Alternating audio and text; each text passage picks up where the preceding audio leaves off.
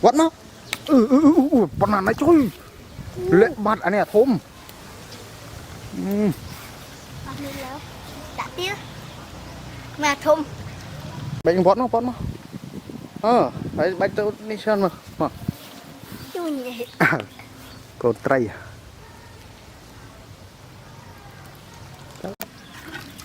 lấy gạch đọt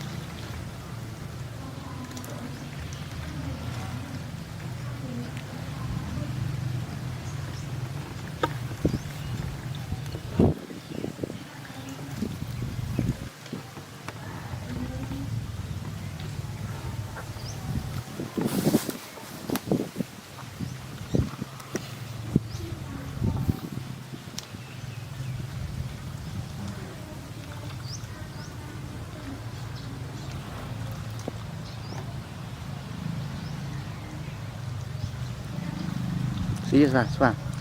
xí vót mau vót anh đi rồi lê nhảy tao chắp xí đấy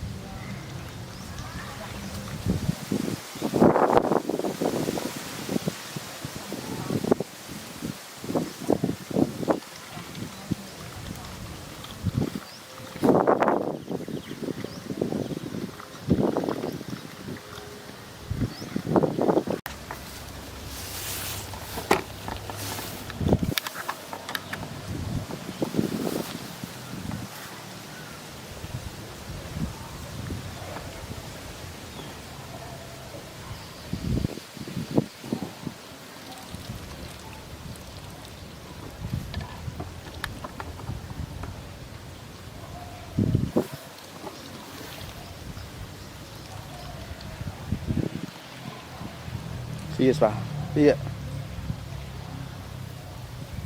bạch vót nó phải bạch tao đi sơn mà chui nhỉ còn tray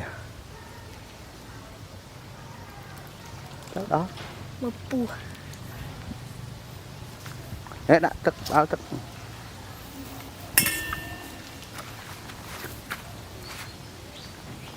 liệt cái đầu đấy anh cái đầu đó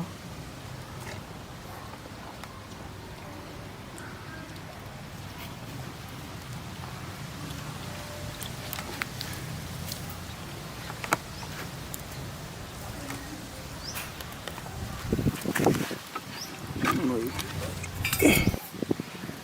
bơm cro à thôi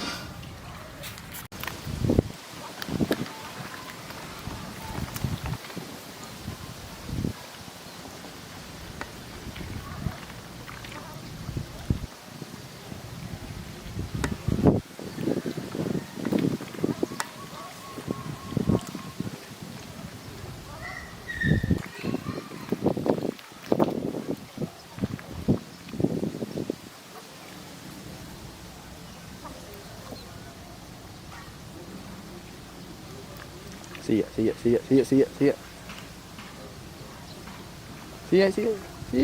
vọt mau sao đây cái kia lại tray à những cái sẹo đây nè đấy.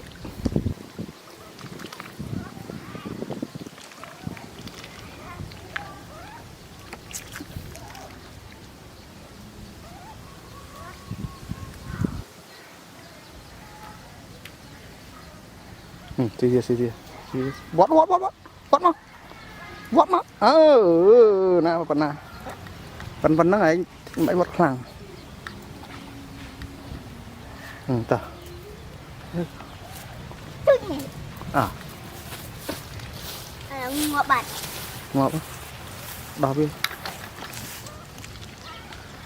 cái đỏ rồi tích lắm củ lê như vậy ngọt rồi ngọt rẻ mà bị